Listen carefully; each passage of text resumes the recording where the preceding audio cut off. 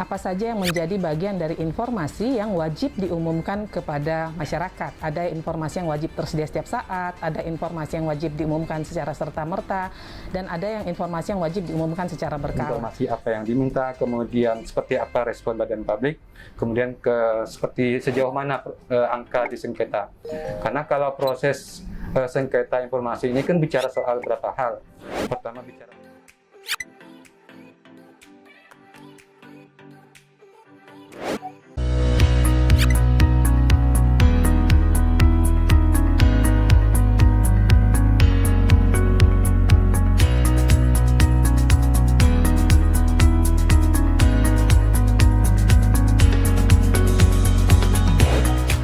Apa kabar pemirsa Inside Talk dimanapun Anda berada?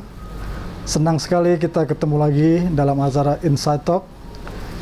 Kali ini kita akan membahas mengenai bagaimana akses keterbukaan informasi publik di pemerintah Provinsi Kalimantan Barat. Telah hadir di hadapan kita 3 orang narasumber. Narasumber pertama adalah Bapak Dudi. Beliau adalah Kabid Informasi Publik Diskominfo Kalbar. Mbak. Narasumber kedua kita adalah Ibu Rospita Visi Paulin. Beliau adalah Ketua Komisi Informasi Kalimantan Barat. Selamat pagi. Pagi, Bu. Nah, narasumber kita adalah Bung Hairul Sani. Beliau adalah Program Manajer Jari Indonesia Borneo Barat. Nah, seperti kita ketahui, Kalimantan Barat tahun 2020 mendapat penghargaan sebagai juara kedua dalam keterbukaan informasi publik. Nah, keterbukaan informasi ini parameternya adalah bagaimana kepatuhan badan publik terhadap Undang-Undang KIP. Nah, parameter kedua adalah bagaimana persepsi masyarakat terhadap undang-undang dan hak masyarakat untuk mendapatkan informasi. Dan parameter ketiga adalah bagaimana kepatuhan badan publik dalam menjalankan putusan sengketa informasi publik yang menjamin hak warga atas informasi. Nah, ini menarik sekali karena seperti kita ketahui bahwa hak untuk mendapatkan informasi adalah hak mendasar yang memang harus didapatkan publik. Nah, bagaimana kemudian informasi ini kita dapatkan? Kita akan berbincang dan narasumber pertama kita adalah Bapak Dudi. Nah, ini Pak, bagaimana program-program yang sudah dijalankan selama ini yang dilakukan oleh Diskominfo terhadap keterbukaan informasi publik itu sendiri? Terima kasih atas kesempatan. Jadi terkait dengan program, memang Diskominfo sebagai dinas yang diletakkan PPI utama selalu memberikan pembinaan. Jadi biasanya dari kabupaten menyampaikan pembinaan kita lakukan, dan pada waktu tahun ini untuk kabupaten Sumatera dan Sanggau dengan meminta narasumber. Dan terkait dengan keterbukaan informasi publik, tentunya kami dari bidang informasi publik selalu memperhatikan permohonan informasi yang masuk dengan melihat tembusan informasi yang disampaikan. Jadi kami tetap menjaga agar setiap OPD dapat memenuhi permohonan informasi sesuai waktu yang ditetapkan.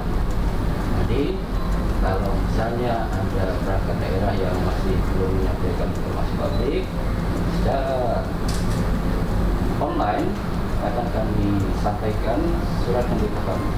Tapi surat pemberitahuan ini tentunya disampaikan secara manual. Jadi masih perlu berkas manual dalam menjaga keterbukaan informasi publik. Ini Pak. Nah, ini kadangkali banyak keluhan yang dikemukakan oleh masyarakat. Ternyata informasi yang ada di website-website itu, OPD sendiri juga mungkin kurang updating gitu. Terus kurang banyak variasinya juga. seringkali hanya menampilkan data-data umum saja. Nah ini bagaimana kemudian perbaikan ke depannya? Untuk perbaikan ke depan, memang setiap perangkat daerah punya kewajiban untuk menyampaikan daftar informasi publik. Daftar informasi publik ini merupakan satu daftar yang dapat memberikan informasi-informasi apa saja yang tersedia. Jadi kalau misalnya sekiranya masyarakat merasa ada yang belum mendapatkan informasi itu, bisa langsung menyampaikan permohonan informasi. Yang tentunya pasti ada persyaratan untuk memberikan permohonan informasi itu sendiri. Pemerintah Provinsi Kalbar juga baik secara online maupun secara langsung dapat memberikan informasi. Jadi masyarakat yang datang tentu kita layani, dan kepada masyarakat yang menyampaikan informasi secara online melalui aplikasi, melalui website ya, baik website PPID Utama maupun PPID Pembantu, itu akan diberikan informasi sesuai dengan ketentuan yang berlaku. Saya pindah ke Ibu Vici Paulin. Baik.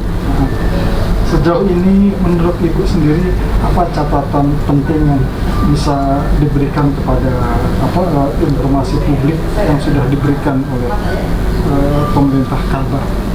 Ya, kalau kita mengacu kepada peraturan Undang-Undang Nomor 14 Tahun 2008 tentang keterbukaan informasi publik, di situ ada dicantumkan apa saja yang menjadi bagian dari informasi yang wajib diumumkan kepada masyarakat. Ada informasi yang wajib tersedia setiap saat, ada informasi yang wajib diumumkan secara serta-merta, dan ada yang informasi yang wajib diumumkan secara berkala. Nah, sejauh ini dari pemantauan yang dilakukan oleh Komisi Informasi, karena kami melakukan monitoring evaluasi tentang keterbukaan informasi Badan Publik Kalbar setiap tahun, kami melihat ada peningkatan yang sangat signifikan, di mana semua badan publik melakukan pembenahan dan perbaikan dalam sistem pengelolaan layanan informasinya. Bahkan untuk tahun ini kita bisa menjamin bahwa untuk OPD saja Badan Publik Negara itu 90% sudah berada pada zona yang sangat baik begitu. Nah, ini tentu menjadi apresiasi. Tinggal nanti untuk tahun depan kita mulai bergerak bukan hanya sekedar informasi yang umum yang diberikan sesuai dengan ketentuan undang-undang, tapi bagaimana nilai guna informasi yang diberikan oleh badan publik itu bermanfaat untuk masyarakat di Kalimantan Barat pada khususnya. Nilai guna tadi itu bisa lebih dijelaskan misalnya? Ya, sehingga masyarakat kemudian menjadi lebih paham ketika mereka minta informasi itu, OPD juga bisa memberikan hal-hal nilai guna tadi misalnya. Ya, baik, terima kasih. Kalau kita bicara apa yang disajikan oleh badan publik saat ini kan kalau berdasarkan undang-undang itu seperti RKA, kemudian visi misi, ini semua harus ada di dalam website. Nah, tetapi kita belum melihat secara nyata bahwa misalnya laporan keuangan itu tersaji secara baik sehingga masyarakat bisa mengawasi dan berpartisipasi apakah memang benar penggunaan keuangan di OPD itu sesuai dengan yang dianggarkan dari awal gitu, atau ada pengalihannya kemana. Nah, keterbukaan informasi ini kan melibatkan 3 hal. Perlunya peran pemerintah untuk membuka informasi, kemudian perlunya Komisi Informasi yang melakukan pengawasan dan mendorong keterbukaan informasi, dan peran serta masyarakat untuk terlibat aktif. Nah, kalau masyarakatnya juga tidak terlibat, tidak menggunakan informasi yang disediakan oleh badan publik juga nggak ada gunanya. Jadi misalnya kita kasih contoh Dinas Perkebunan nih, dia menyediakan informasi terkait harga sawit. Nah, ini kan informasi-informasi yang bernilai guna buat masyarakat yang membutuhkan untuk tahu berapa sih harga sawit atau berapa sih sekarang kalau dari Bank Indonesia misalnya kurs mata uang kita sekarang berapa. Itu informasi yang punya nilai guna, bermanfaat untuk masyarakat dan harus diupdate setiap saat sebenarnya terkait informasi-informasi yang berubah dengan cepat begitu. Saya akan pindah ke Bung Sani misalnya. Seperti ditemukan oleh Bu Paulin tadi, ada hal-hal yang memang kemudian harus disiapkan nilai guna dan segala macam. Nah, juga bagaimana 3 peran masyarakat, 3 peran pemerintah, Komisi Informasi dan juga masyarakat tadi juga harus berperan dalam menjelaskannya. Nah, bagaimana Anda melihat situasi itu di Kalimantan Barat? Apakah hal-hal itu kemudian sudah berjalan dengan baik? Ya, baik, terima kasih. Saya pikir menarik sekali bicara soal keterbukaan informasi publik di Kalimantan Barat, dan tentunya kalau bicara soal proses implementasi daripada Undang-Undang Keterbukaan Informasi Publik di Kalimantan Barat, tentu kita patut mengapresiasi lah. Pertama patut mengapresiasi terkait dengan komitmen, kira-kira komitmen pemerintah Provinsi Kalimantan Barat dan upaya-upaya yang mungkin sudah dilakukan oleh Pemprov, kira-kira gitu, terkait dengan keterbukaan informasi publik. Salah satu contoh misalnya mungkin Kalbar, kira-kira gitu ya, mungkin menjadi salah satu provinsi yang menjadi pelopor, kira-kira gitu, terkait dengan isu keterbukaan informasi publik yang dulu di tahun 2005 kalau tidak salah ya, ada perda soal transparansi penyelenggaraan pemerintahan, dan itu kemudian juga saya pikir jadi inisiasi juga dan dorongan karena munculnya perda itu juga dorongan dari kawan-kawan masyarakat sipil, dan kemudian juga diikuti oleh pemerintah daerah lainnya, kabupaten. Kemudian itu jadi inisiasi juga di kawan-kawan nasional, kemudian mendorong adanya Undang-Undang Keterbukaan Informasi Publik. Nah, seperti itu. Tentunya terkait dengan apa yang sudah dilakukan kita patut mengapresiasi.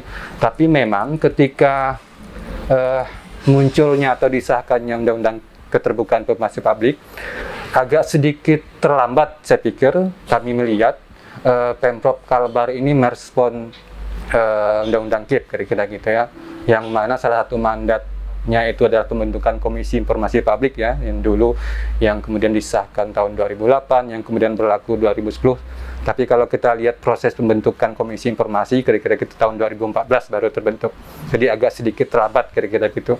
Meskipun sekarang kalau terkait dengan upaya Pemprov Kalbar dan berbagai pihak dalam mendorong keterbukaan informasi publik, saya pikir sudah cukup baik, cukup maju lah kalau kita melihat misalnya dari penghargaan atau hasil penilaian yang kemudian didapat oleh Kalbar misalnya, yang salah satu yang terbaru ini misalnya di nomor 2 misalnya. Mungkin bukan satu ini kira-kira ya, bukan satu ini yang penghargaan yang didapatkan Pemprov. Dulu ada nomor 4, bahkan ada pernah dapat predikat nomor 1 ya dari 22 provinsi yang kemudian dapat predikat menuju informatif, kira-kira gitu. Nah, terkait dengan layanan-layanan yang kemudian respon Pemprov Kalbar juga saya pikir juga cukup baik dan maju ketika kemudian sudah membentuk kelembagaan PPID, media-media yang kemudian dijadikan sebagai alat untuk penyediaan atau penyampaian informasi, misalnya kayak si media online PPID misalnya, kemudian ada Skedip, ada Satu Data yang kemudian coba diinisiasi oleh Pemprov Kalbar. Cuman memang ya perlu ada proses peningkatan dan perbaikan lah terkait dengan upaya-upaya yang sedang didorong oleh Provinsi Kalimantan Barat. Tadi menarik, di satu sisi Anda sudah dipenuhi gitu. Nah, kemudian ada peningkatan dan perbaikan itu misalnya bisa lebih digambarkan. Apakah tadi misalnya keterangan-keterangan umum tadi itu, katakan kalaupun misalnya sudah diberikan, tapi kemudian hal-hal yang khusus dengan nilai guna tadi kemudian tidak disampaikan, apakah kemudian harus ada entah itu fungsi tegurannya atau apa dalam rangka menindaklanjuti ini? Kira-kira apa yang harus dilakukan? Kalau terkait dengan seperti apa misalnya yang kemudian terjadi di Kalbar saat ini misalnya, memang secara proses upaya memang sudah cukup baik, dan saya bilang tadi bahwa ada juga catatan-catatan yang kemudian menjadi proses perbaikan.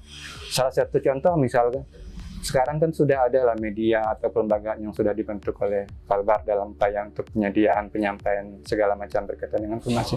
Tapi kami melihat bahwa terkait dengan keterbukaan informasi publik di Kalbar, kira-kira begitu ya, walaupun secara penyediaan atau segala macam yang sudah disediakan dan sepertinya beberapa hal atau beberapa informasi sepertinya masih belum sepenuhnya terbuka di Kalimantan Barat, kira-kira gitu ya. Salah satu contoh misalnya yang agak krusial yang memang sering terjadi misalnya yang sering kita alami atau masyarakat alami misalnya terkait dengan informasi anggaran misalnya, kira-kira gitu ya, terkait dengan informasi anggaran atau kegiatan-kegiatan yang kemudian termaktub dalam dokumen-dokumen anggaran di provinsi. Nah, yang seperti kita sepakati atau ketahui bersama lah kira-kira gitu, kalau dokumen APBD misalnya ya, yang kemudian sudah disahkan barang itu dan sudah ditetapkan, otomatis kalau kita bicara soal kategori informasi publik kira-kira gitu yang berdasarkan informasi publik, itu kan otomatis bukan kemudian informasi yang dikecualikan lagi kira-kira kalau kemudian sudah ditetapkan, sudah disahkan, kecuali misalnya kalau dalam proses pembahasan misalnya, itu masih bisa dikatakan masih kategori rahasia atau dikecualikan. Itu pun mungkin ada proses-proses yang perlu dilakukan oleh badan publik yang kemudian harus menyatakan itu dikecualikan.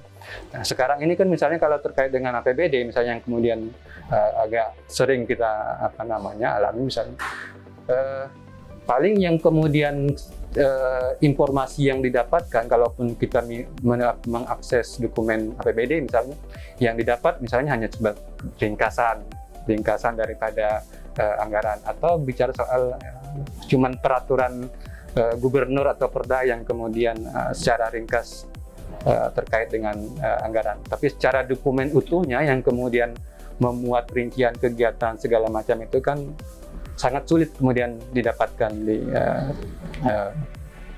pemerintah Kalimantan Barat maupun di badan publik lainnya, kira-kira kabupaten kota segala macam. Itu saya pikir hanya salah satu contoh kalau terkait dengan masih agak belum sepenuhnya terkait dengan informasi yang disampaikan itu, Bang. Saya ini menarik Pak, mungkin mengutip di sini. Jadi di satu sisi Kalbar ini sudah mendapatkan dengan 3 unsur kriteria tadi, tapi dalam pelaksanaannya masih banyak hal-hal yang kemudian juga sering terjadi, dan itu banyak kita temui katakanlah ketika kita bicara mengenai bagaimana informasi yang bukan dikecualikan tadi, misalnya ringkasan anggaran atau bagaimana dokumen yang memuat rincian anggaran tadi. Padahal ini kan ketika kemudian APBD itu disahkan lalu di DPRD misalnya, itu sudah menjadi hak publik untuk tahu. Tapi kenyataannya sampai sekarang hal-hal seperti itu sulit sekali kemudian warga mengakses informasi. Nah, ini bagaimana ke depan ini kemudian hal-hal seperti itu kemudian bisa diselesaikan? Jadi saya pikir begini, masing-masing perangkat daerah ini kan badan publik, dan badan publik diharapkan lebih mengetahui tugas fungsinya termasuk informasi yang disampaikan. Untuk saat ini kan kami selalu mengupdate semua aturan yang berlaku agar keterbukaan ini dapat diberikan kepada masyarakat.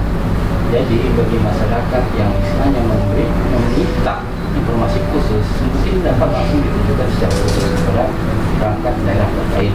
Memang bisa melalui PPD utama, tetap bisa melalui PPD utama, karena PPD utama secara umumnya itu kan disampaikan bahwa apabila tidak memiliki informasi, dia wajib untuk melakukan permintaan. Jadi bagi masyarakat yang perlu informasi melalui website itu langsung disampaikan nanti akan ada pembesarnya. Dan kalau sekiranya nanti belum dapat diberikan, itu kan nanti bisa kita selesaikan dengan baik. Jadi intinya memang kami ingin selalu memberikan layanan kepada masyarakat dan mendekatkan pelayanan masyarakat ini melalui website, melalui Sikedip, dan untuk tahun ini juga karena Sikedip itu masuk ke platform Android versi 2 gitu kan, jadi bisa dilihat, bisa diminta langsung permohonan informasi melalui Sikedip itu sendiri. Demikian Pak.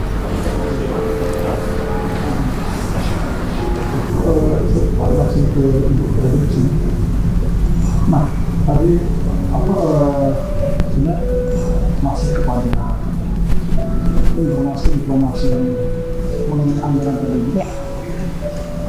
Kalau media sendiri juga sebenarnya juga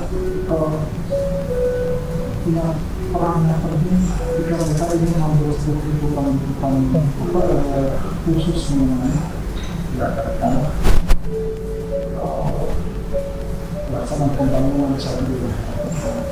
Nah, kalau menurut Ibu Pauline itu hingga saat ini sebenarnya yang paling banyak menggunakan yang paling banyak meminta informasi itu pembagian dari mana saja, dan artinya isu-isu apa yang kemudian seringkali diminta itu misalnya. Ya, kalau kita melihat progres pengajuan sengketa ke Komisi Informasi dari selama beberapa tahun ini sudah ada sekitar 75 kasus, di mana 70 sudah kita selesaikan dan 5 masih dalam proses. Nah, dari 75 kasus yang masuk ini, sebagian besar itu yang meminta informasi adalah perorangan. Kemudian ada beberapa dari lembaga hukum dan beberapa dari NGO yang konsen terhadap keterbukaan informasi. Nah, dari kasus-kasus yang masuk ke kita, banyak di sektor tata kelola hutan dan lahan, ini terkait lahan yang bertimpa atau sertifikat ganda. Kemudian yang juga masuk adalah memang banyak yang meminta terkait masalah anggaran. Nah, saya perlu menjelaskan sedikit terkait masalah anggaran ini, karena memang berdasarkan undang-undang terkait anggaran atau APBD yang tadi dipertanyakan itu masuk dalam kategori informasi yang diupdate secara berkala. Nah, berkala itu kan minimal 6 bulan sekali. Kita melihat kondisi 2 tahun ini kan di badan publik sendiri terjadi refocusing ya, artinya anggaran ini berubah begitu, sehingga untuk menginformasikan kepada publik secara terus-menerus memang ada kendala. Artinya ketika ada perubahan ya belum bisa diumumkan gitu, harus dibahas lagi bersama. Nah, secara berkala ini bisa diminta langsung sebenarnya kepada pemerintah, misalnya kita ingin mendapatkan secara rinci. Memang kita menyarankan kepada OPD atau kepada badan publik untuk tidak menampilkan secara detail seluruh laporan keuangan. Kenapa? Karena kita menghindari orang-orang yang tidak bertanggung jawab terhadap pemakaian APBD yang diumumkan secara detail kepada publik. Nah, kalau memang masyarakat ingin terlibat dalam berpartisipasi untuk mengawasi terhadap penggunaan anggaran APBD, silahkan ajukan permintaan kepada badan publik atau pemerintah. Nah, ketika sudah mengajukan permintaan, di situ ketentuannya adalah mencantumkan alasan dengan jelas untuk apa informasi itu digunakan, karena ada sanksi hukum yang bisa diberikan kepada pemohon apabila nanti dia menggunakan informasi dengan tidak benar gitu. Nah, ada alur yang jelas, artinya pemohon juga diberikan kesempatan untuk meminta secara rinci seluruh detailnya, dan itu pernah terjadi di beberapa badan publik yang bersengketa di Komisi Informasi dan diberikan. Misalnya ke pemerintah desa, waktu itu pemerintah desa Kalimas minta laporan keuangan secara detail, akhirnya diberikan. Tetapi kita juga melihat desa juga punya pegangan bahwa informasi ini akan digunakannya untuk apa gitu, sehingga tidak disalahgunakan gitu. Nah, ini sebagai pembelajaran juga kepada publik, sebenarnya masyarakat silahkan minta informasi, tapi informasi itu juga harus dipergunakan dengan baik dan benar gitu. Jadi terkait APBD, jika masyarakat membutuhkan sebagai bagian dari pengawasan terhadap penyelenggaraan pemerintahan di Kalimantan Barat, silakan ajukan permintaan kepada PPID Utama atau kepada badan publik terkait di mana dia membutuhkan informasi APBD tersebut. Kalau kemudian orang mengajukan sengketa informasi, mungkin kan ada kekhawatiran, entah itu prosesnya yang panjang, entah itu mungkin mereka khawatir nanti malah mengancam dirinya sendiri atau seperti apa. Nah, itu bagaimana kemudian kita meyakinkan kepada publik ketika mereka minta informasi, ini juga kemudian bisa mendampingi itu dengan baik. Apa yang kemudian harus diyakinkan kepada masyarakat ketika mereka ingin mendapatkan informasi yang mereka butuhkan? Sejauh ini kami dari Komisi Informasi mengedukasi masyarakat bahwa hak masyarakat untuk tahu ini dijamin oleh konstitusi, ada undang-undangnya ya, ada Undang-Undang Keterbukaan Informasi, ada Undang-Undang Dasar pasal 28F yang mengatur itu.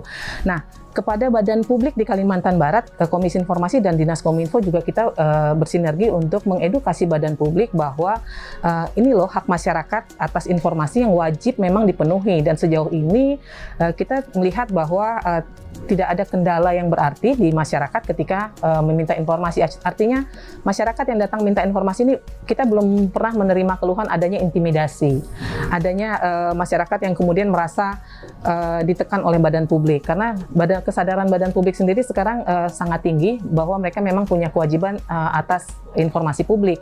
Nah, ketika mereka mungkin masih ragu apakah informasi ini bisa diberikan atau tidak, biasanya mereka berkonsultasi dengan PPID Utama, dalam hal ini Dinas Kominfo. Dalam hampir 1 tahun misalnya, cuma 75 misalnya, menurut Anda sendiri angka itu tinggi atau rendah? Terus kemudian faktor apa yang kemudian membuat itu terjadi? dengan kondisi yang ada di Kaltara? Ya, kalau melihat daripada proses akses masyarakat mengakses informasi, misalnya dari segi hitungan-hitungan data, saya pikir mungkin bisa jadi acuan juga atau juga jadi bahan penilaian. Misalnya ya, kalau ketika hitungan daripada sengketa informasi publik yang masuk ke Komisi Informasi, nah itu kan mungkin kalau kita lihat daripada tren mungkin agak sedikit menurun ya misalnya, sehingga karena mungkin proses pelayanan sudah cukup baik, tapi bisa jadi juga sebenarnya cukup banyak orang yang mengakses informasi yang kemudian tidak dapat, tapi juga tidak melanjutkan pada proses itu. Saya pikir itu juga menjadi bahan pertimbangan juga, seperti dari Pemprov ataupun KI misalnya, kalau terkait dengan penilaian. Karena saya pikir juga mungkin banyak kira-kira ya masyarakat atau publik yang kemudian mengakseskan informasi, kemudian informasi yang diminta tidak sesuai, tidak dapat, kemudian tidak melanjutkan pada proses sengketa. Karena memang proses itu kan cukup panjang juga, harus melalui proses keberatan, pengajuan ke Komisi Informasi yang kalau dihitungan waktu mungkin bisa 1 sampai 3 bulanan kira-kira gitu ya. Mungkin terkait dengan kesiapan waktu daripada pemohon yang kemudian juga pikir yang ada juga indikasi misalnya ketika kesibukan atau kesempatan atau segala macam yang kemudian mengakibatkan mereka tidak melanjutkan pada proses itu, kira-kira gitu. Yang kedua, bicara soal sengketa juga, saya pikir karena terkait dengan akses informasi di lingkungan Provinsi Kalimantan Barat ini kan bicara soal wilayah kira-kira gitu ya, karena cukup luas juga. Ya tidak hanya bicara soal kota Pontianak dan sekitarnya yang kemudian membutuhkan informasi di lingkungan provinsi. Tentunya bicara soal masyarakat yang di kabupaten-kabupaten kira-kira gitu ya. Nah, ini bicara soal jarak tempuh, misalnya waktu, kalau kemudian akses informasi yang mereka lakukan, kemudian respon yang kemudian diterima oleh badan publik, sehingga itu juga menjadikan sebagai bahan pertimbangan kalau kemudian mereka tidak dapat informasi yang mereka minta, melanjutkan pada proses yang ke Komisi Informasi, kira-kira gitu. Saya pikir itu juga jadi bahan pertimbangan, saya pikir Bang, soal terkait dengan akses masyarakat memohon informasi apa yang diminta, kemudian seperti apa respon badan publik, kemudian seperti sejauh mana angka di sengketa. Karena kalau proses sengketa informasi ini kan bicara soal berapa hal. Pertama bicara soal apakah data yang diminta masyarakat itu memang sesuai seperti yang diminta, walaupun memang badan publik merespon dengan baik, kira-kira gitu, memberikan informasi, tapi belum tentu juga misalnya data yang diminta sesuai dengan data yang diberikan sesuai dengan apa yang diminta, kira-kira gitu.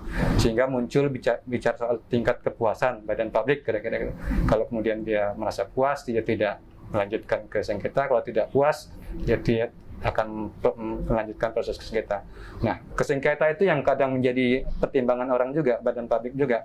Akan ada waktu yang kemudian harus siapkan, akan sumber daya keuangan juga yang kemudian harus mereka siapkan. Misalnya kayak di daerah-daerah atau kuburaya lah misalnya ya, daerah pesisir, kalau kemudian akses informasi ke lingkungan provinsi, kan butuh waktu dan butuh biaya juga yang kemudian mereka keluarkan. Kalau kemudian itu berulang-ulang gitu kan, juga saya pikir juga jadi bahan pertimbangan masyarakat juga kemudian kalau melanjutkan ke sengketa segala macam, kira-kira itu. Kalau ada hal-hal yang kayak ini, akses itu sulit karena teritori yang terlalu jauh atau segala macam itu. Semestinya apa yang harus dilakukan supaya yang di jauh-jauh sana itu kemudian bisa memberikan atau bisa mendapatkan akses untuk informasi yang mereka inginkan di sana. Apakah kemudian bisa dilakukan ke kantor pos, ada orang yang keliling atau dari kampung ke kampung misalnya memberikan itu, atau bagaimana? Saya pikir ini memang luar biasa juga, saya pikir peran daripada Komisi Informasi terkait dengan bagaimana edukasi dan sosialisasi soal keterbukaan informasi publik sampai ke tingkat kecamatan, sampai tingkat ke desa ya, sehingga kemudian masyarakat luas sampai ke pelosok juga paham kira-kira gitu soal keterbukaan informasi publik. Nah, di tingkat Pemprov juga misalnya sudah banyak media-media yang mereka buat, misalnya ada kelembagaan PPID yang bilang tadi, ada PPID online, ada media-media lain yang kemudian sudah diinisiasi. Nah, saya pikir itu juga perlu dioptimalisasikan terkait dengan pemanfaatannya kira-kira gitu. Bagaimana kemudian informasi-informasi yang tersampaikan di media-media yang memang sudah disiapkan kira-kira gitu, benar-benar informasi yang memang dimiliki oleh Pemprov Kalbar kira-kira gitu, yang memang benar-benar dimiliki oleh Pemprov Kalbar yang kemudian disampaikan di media-media itu, sehingga kemudian masyarakat jauh daripada lingkungan provinsi juga bisa mengakses itu melalui media-media, karena saya pikir jaringan seluler internet segala macam kan juga sudah sampai ke wilayah-wilayah pedalaman kira-kira gitu. Ya, closing statement Pak Dudi, silakan untuk memberikan closing statement terhadap diskusi kita. Keterbukaan informasi publik merupakan hak yang terlindungi dapat oleh masyarakat. Kami berkeinginan dan mempunyai tekad untuk tetap memberikan pelayanan informasi publik dengan cepat, murah, dan lebih terjangkau untuk masyarakat luas. Untuk itu kami harapkan masing-masing masyarakat juga dapat mengetahui peran dari setiap OPD, sehingga dalam pemberian permohonan informasi publik itu dapat langsung ke instansi pemangku kepentingan. Baik, silakan Bu. Baik, saya punya sedikit kata-kata untuk badan publik. Ini yang saya paling senang omongkan kepada badan publik, ya. Dalam gelapnya ketertutupan, segala jenis kepentingan jahat berada pada puncak kekuatannya. Hanya dengan suatu proporsi keterbukaan akan mampu melakukan pengawasan terhadap ketidakadilan. Selama tidak ada keterbukaan, tidak ada keadilan. Keterbukaan adalah roh keadilan. Keterbukaan adalah alat untuk melawan, serta penjaga utama dari ketidakjujuran. Keterbukaan membuat hakim diadili saat ia sedang diadili. Jeremy Bentham. Kepada seluruh badan publik di Kalimantan Barat, mari terbuka untuk Kalbar terbuka dan informatif.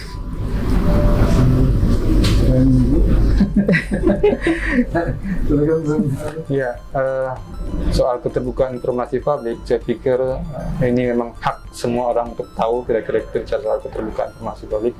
Tentunya ada keterlibatan tiga pihak yang di dalam bagaimana mendorong keterbukaan informasi publik, sehingga kemudian bagaimana badan publik jangan kemudian merasa takut ketika kemudian membuka informasi yang memang itu bukan informasi yang kira-kira dikecualikan kira-kira gitu. Dan bagi masyarakat sipil atau masyarakat umumnya kira-kira ya, nah ini jadi momentum kira-kira saya pikir terkait dengan hak masyarakat dalam mengetahui berbagai informasi yang ada di wilayah Provinsi Kalimantan Barat, yang kemudian juga berkaitan dengan kehidupan mereka kira-kira gitu, yang harus mereka tahu, yang penting juga keterlibatan mereka untuk mengawasi proses itu.